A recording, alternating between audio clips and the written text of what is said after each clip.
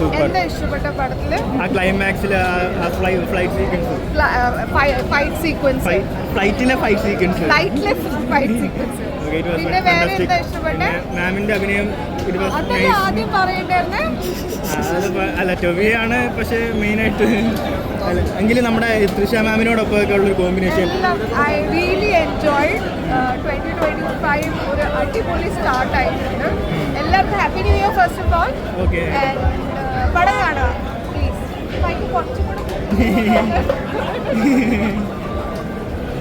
Okay, thank you.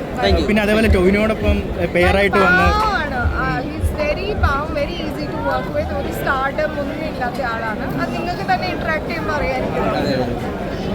അപ്പം ജനുവരിയിലെ first പടമാണ് ഈ വർഷം.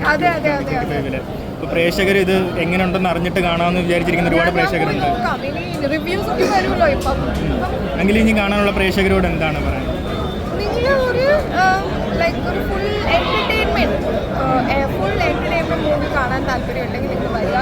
Lot of stars, lot of sweet cute moments. ഒരുപാട് ഇഷ്ടപ്പെടും എന്നാണ് എൻ്റെ. Sure. Thank you. All the best.